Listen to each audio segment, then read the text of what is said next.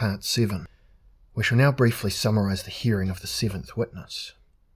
It was supposed to throw light on the case of the ancient mystery cults in relation to urban life. Most of the trends that emerged in the form of mystery schools, from the late Pythagoreans to adepts of hermeneutics in the 3rd century AD, can be seen as wild offshoots of Platonism. We have nothing to add here about their relationship to negative political theory. It is obvious that on the path via the Eleusinian mysteries, the Dionysian cult, and the Magna Mater cults, elements of suppressed matriarchal religions remained integrated within the androcentric reality of the polis. This created an immensely far-reaching zone of apolitical female attitudes. From an overall perspective, this is the zone of those who endure the city rather than shape it.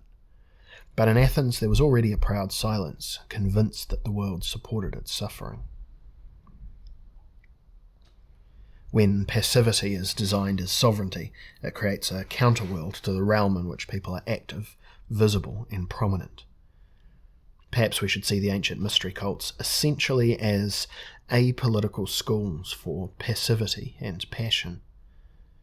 Let me consider for a moment the idea that sustainable nocturnal cultures would be impossible if they were not balanced out with idiosyncratic ideas about passion, or the suffering of Christ. What we call high cultures are power structures that use their schools of passion to maintain this balance.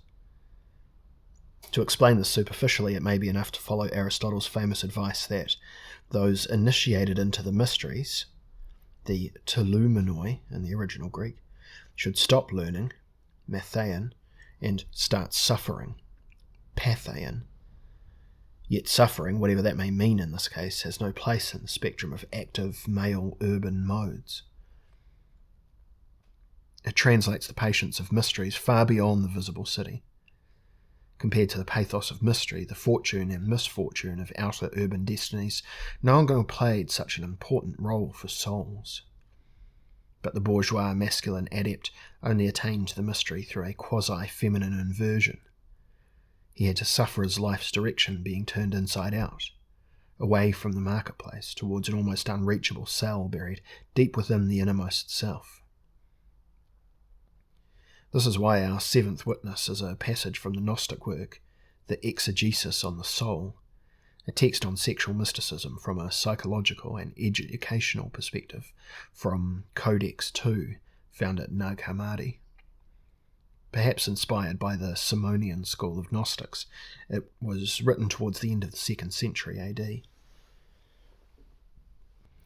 Until the day when the soul runs everywhere, in which it has sexual intercourse with anybody it meets, in which it becomes defiled, it is under the anguish of those it is obliged to accept.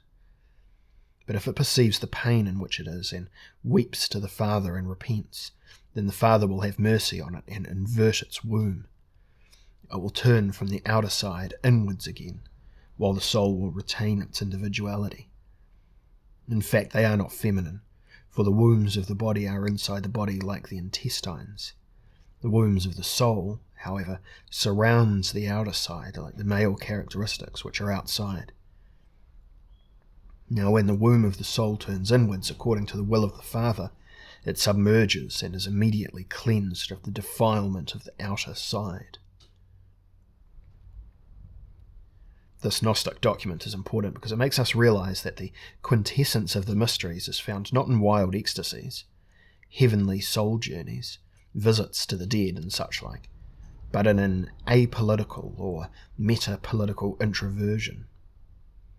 It is noteworthy that castration and depoliticization must be expressed by the same symbols. By means of the mysteries, city dwellers critical of the city achieve their incorporation into the great inner empires, where other rules apply than those of genital procreation. The transfer, paradosis, of civil rights in the inner worlds occurs through non-sexual conceptions. This is why evolved and interesting cities are always rather wanton in metaphysical terms. The time will come when people will regard every city that does not resonate with daily news from the empires of the introverted as being extinct. There is good reason why the world cities of Athens, Alexandria, and Rome were also bastions of the mystery cults.